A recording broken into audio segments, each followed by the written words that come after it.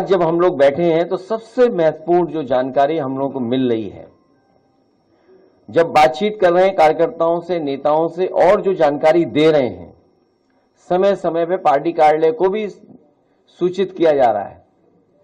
अभी सुबह जब एक हमारे विधायक ने फोन किया, उन्होंने कहा कि जो बीएलओ हैं, जितना उन्हें सहयोग करना चाहिए वो सहयोग नहीं कर रहे हैं। एक जगह वो बैठ जाते हैं, उसके बाद वो उन्हें ढूंढिए आप लोग, तब मिलेंगे, नहीं मिलेंगे।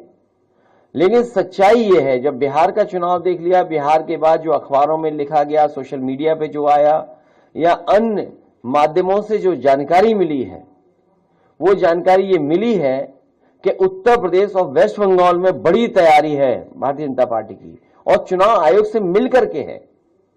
क्योंकि चुनाव आयोग की तरफ हम देखते हैं तो हमें उम्मीद है, करते हैं कि वो निष्पक्ष होगी, वो संस्था निष्पक्ष होगी, वो हमारी किसी भी शिकायत का निराकरण करेगी। लेकिन सुनने में आ रहा है कि 2024 की हार के बाद सबसे ज्यादा भारतीय जनता पार्टी और चुनाव आयोग फोकस कर रहा है वेस्ट बंगाल पर और उत्तर प्रदेश पर।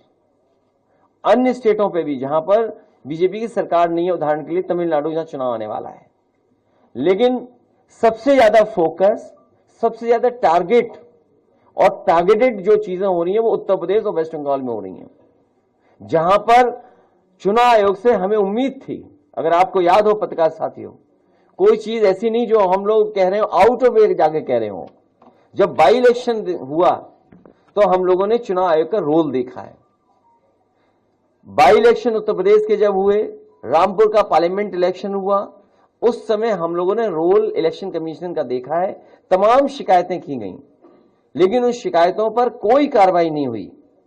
उसके बाद जब एसआईआर की बात आई तो उस समय हम लोगों ने वो सूची दी थी जिसमें 2022 में से पहले जिनका वोट था और 2022 में वोट नहीं डाल पाए थे, ऐसे बड़े पैमाने पर मतदाता जिनका नाम इधर उधर करके डिलीट कर दिया था जानबूझ करके, और जिसके कारण समाजवादी सरकार नहीं बन पाई 2022 में। हम लोगों ने आरोप लगाया था और एफिडेविट भी दिए थे इलेक्शन कमीशन पे।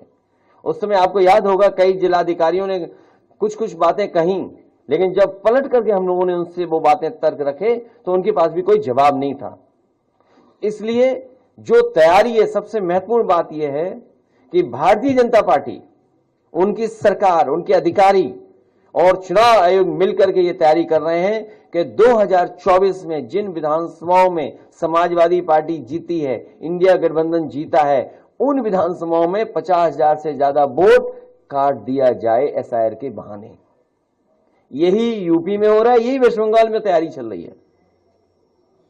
तो इसलिए हम लोग सावधान हैं। हम पॉलिटिकल लेवल पर, अपनी पार्टी के स्तर पर सभी कार्यकर्ताओं को आपके माध्यम से, अपने संगठन के लोगों को आपके माध्यम से ये अपील भी करते हैं कि पूरी जिम्मेदारी के साथ ये अपनी वोटर लिस्ट ठीक करें। जो वोट है, जो बनना चाहिए वो बनवाएं, बीएलओ से मिलकर के करें, और जहां कहीं नाकामी या जिस तरह की शिकायत मिले वो पार्टी कार्यालय तक जरूर पहुंचें। इधर जो शिकायतें मिली हैं, हम बड़े पैमाने पर शिकायतें हैं, मैं श्रीवास्तव जी जो ऑफिस में देख रहे हैं, मैं उनसे कहूंगा कि वो जरूर ब्रीफ करें। उससे पहले कोई एक अधिकारी है एसडीएम, उनकी रिकॉर्डिंग भी हमारे पास, कोई है रिकॉर्डिंग एसडीएम साहब वाली? एक एसडीएम साहब की रिकॉर्डिंग है, देखिए क्या कह रहे हैं, मतलब किस लेवल पे तैयारी है कन्नौज में। कन्नौज तो वो रहा है ना, हमारी राजधानी, देश की राजधानी रही है कन्नौज। सम्राट हर्षवर्धन महादानी, जिन्होंने कुंभ को आयोजन का शुरू किया था, तो जो सम्राट हर्षवर्धन की प्रतिमा हटा सकते हैं कुंभ स्थल से, वो वोट क्यों नहीं हटाएंगे? वो वोट हटाने में लगे हुए हैं, और कन्नौज भी टारगेट में आ गया है।